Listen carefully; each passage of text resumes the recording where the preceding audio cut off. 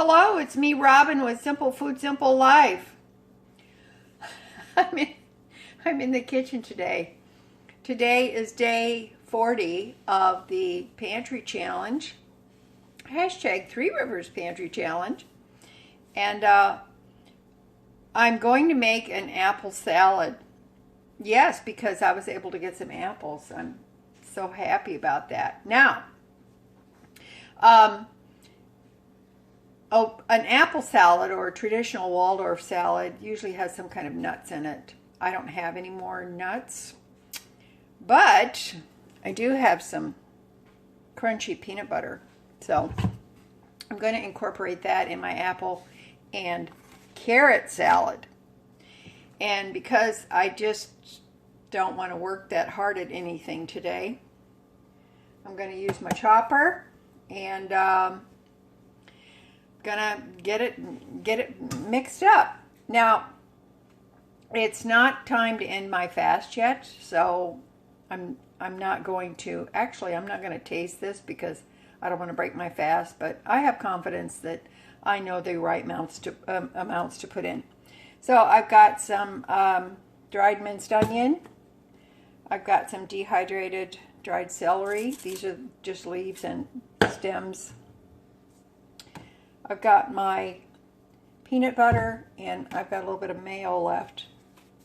Mayonnaise to make some dressing for this apple carrot salad. So, all right, I'm going to get it chopped up.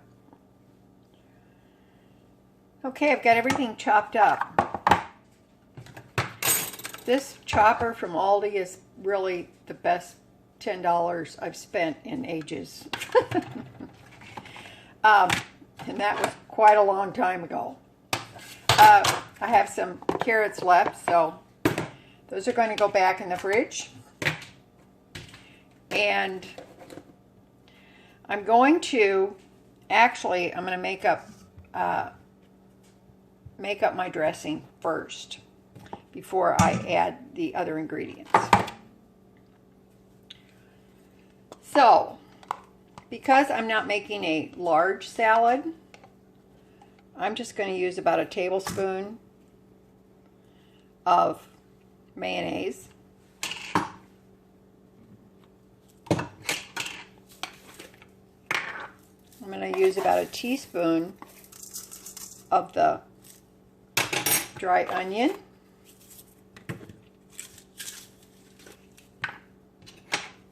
I'm going to do about a teaspoon of the dry celery.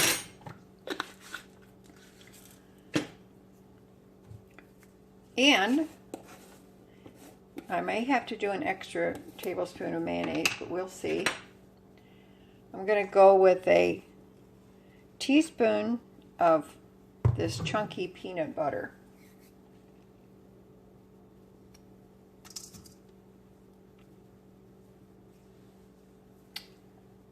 Okay, let's see.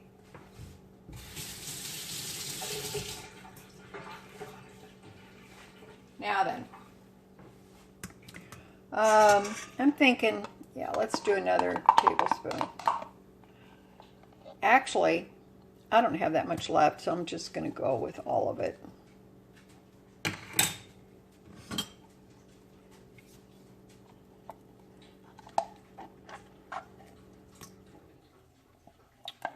You know, when you're in the Pantry Challenge, you have to access your creativity. That's how I look at it.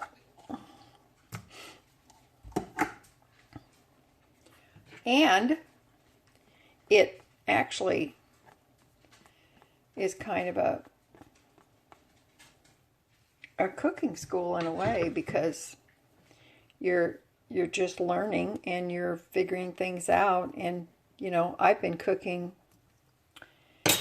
all the time since I was 16, and since I'm going to be 74 this year, I guess that's a long time. But I still learn things.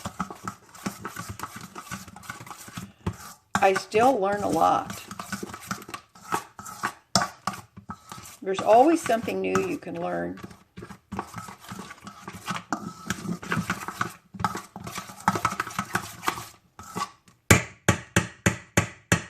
That's just the way it is. So don't be a know-it-all. Don't think you know everything, because you probably don't. I don't know how many times I see something new, something different, and I think, I didn't know that. Wow, that's awesome. So don't be afraid to learn new stuff. It's okay. And don't be afraid to admit you just don't know stuff, because there's a lot of things I don't know.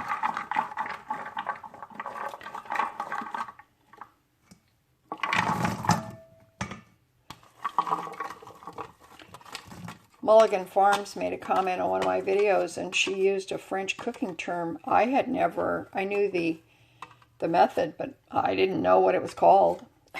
I had to look it up. I had to look it up, Mulligan, because I didn't know. All right. Now, I'm not really concerned that there's not going to be enough dressing on this salad, because the apples and the carrots, especially the apples, will release some liquid. And so I'm not really concerned about that.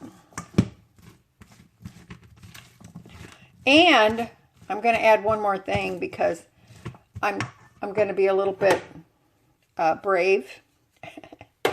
So hang on, I'm going to grab it, and I think it'll be good. Now, don't think I'm too crazy, but I'm going to add a teaspoon of soy sauce. Soy sauce. Now, it will cause it to be a little darker, but I don't care. Now, you notice I didn't add any salt. So, I'm going to give this a smell. Oh my gosh, it smells so good. It smells delicious. And I think, because I really want to, I'm going to add some more peanut butter.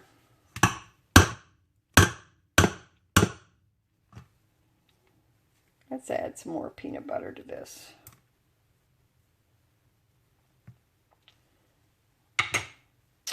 I know, I'm such a crazy person. So crazy. But it is crunchy peanut butter, and it's going to add some little crunchy ground up nuts to this. Oh my gosh. I am loving this so much.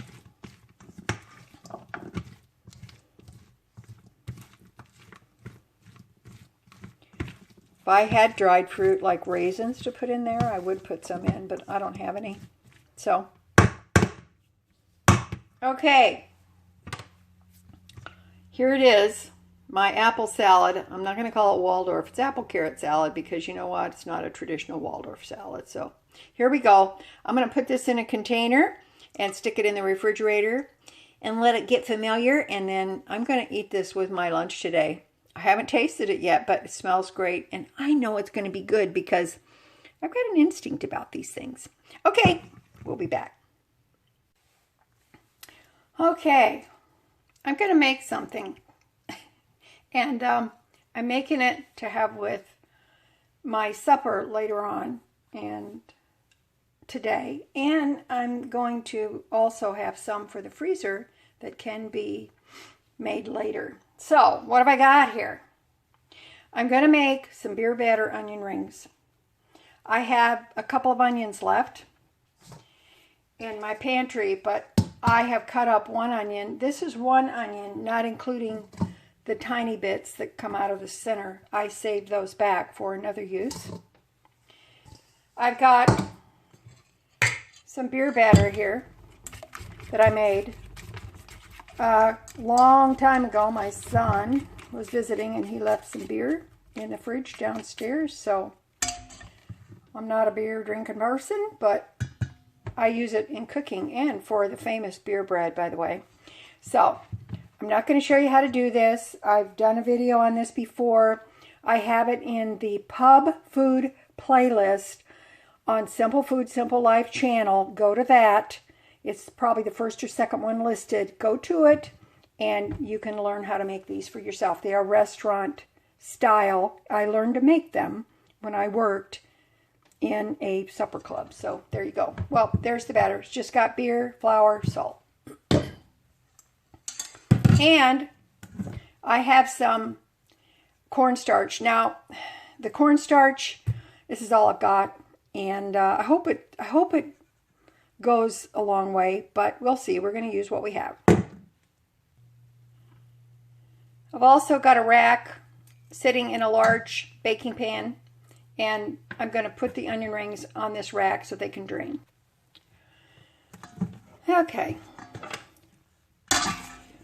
So why do I have the cornstarch? I have the cornstarch because the coating of cornstarch helps the batter adhere to the vegetable. You can use this method for anything you're going to beer batter. Really, pretty much doesn't matter. I think I even did a video on how I did this with cauliflower. So you can do it with just about anything that you want to beer batter. The thing that you have to be careful is you don't want your vegetables to be wet when you do this. You want them to be dry, and onions are dry after you cut them. So I've got a skillet over here heating up with some grease in there.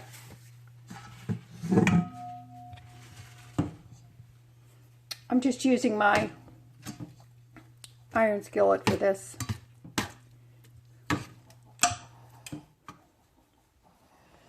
Let's see. I think we should be good to go here. Now, if you're going to do this, you got to watch them, because you don't want them to burn, right?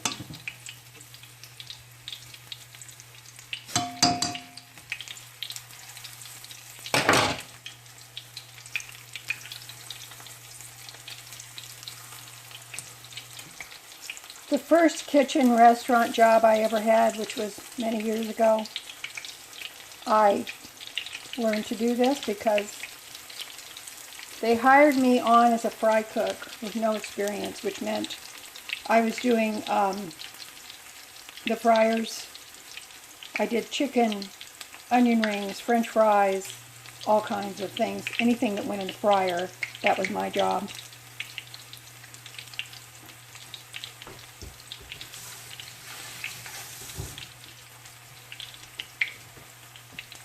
So I learned quite a bit from that. One thing too, you don't want to crowd them, because you don't want them all stuck together. So you can also do this with shrimp, seafoods. But basically what the cornstarch does, it helps absorb some of that moisture, because there's no way you're going to get all of your vegetables completely dry. It's not going to happen. Okay, we'll be back when these are done. Okay, the onion rings are done. I've got some beer batter left. This is going to get strained. In other words, I'll just make sure there's no pieces of anything in it, and that'll go in the freezer. And I actually had plenty of cornstarch left. That's what I've got left on that. And these are the pieces of onion that I have left, so I will be able to put those to good use. Now, these are all of the beer batter onion rings I got out of one onion. I'm going to put a little salt on these. Now then, you see how much you can get just from one onion? This was a medium-sized onion. It wasn't even a big onion. So that's what they look like. So what I'm going to do is I'm going to save some out for my supper. And when I get ready to eat those, I'll pop them in the air fryer to heat them back up. The rest of these I'm going to pop in the freezer, and I'll show you that in just a second. Okay, these are going to go in the freezer. I've got them laid out in the pan on some parchment paper so that they can freeze individually, and then I will store them in a freezer bag for future use. This is going to give me a couple of nice servings out of these onion rings. And these are the onion rings that I kept out to have with my supper. So I'll wait until these completely cool off before I pop them in the refrigerator. These are going to be easy to use. When I want some onion rings to go with a meal, all I have to do is take out however many I want, put them in the air fryer, or you can put them in the oven for a short while and they will be delicious. All right, I'll show you what I'm going to eat for lunch here shortly. And in the meantime, I've got to clean up my little mess here because it's messy and put these in the freezer. Okie dokie, this is my lunch. It's about 12:30 and I am hungry. So I did not, I had 2 ham roll-ups at supper last night, but I only ate one. So I warmed up the other one for my lunch. Here are this is the apple salad I made this morning, apple and carrot salad. And this is the last of the chicken noodle soup I made last week. I haven't tasted the apple salad yet, so I'm going to taste it.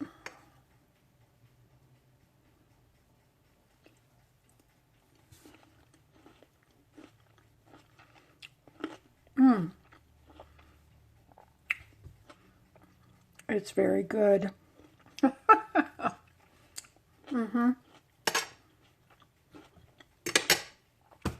It's really nice. So, I'm going to sit down and eat my lunch, and I will see you back here at supper.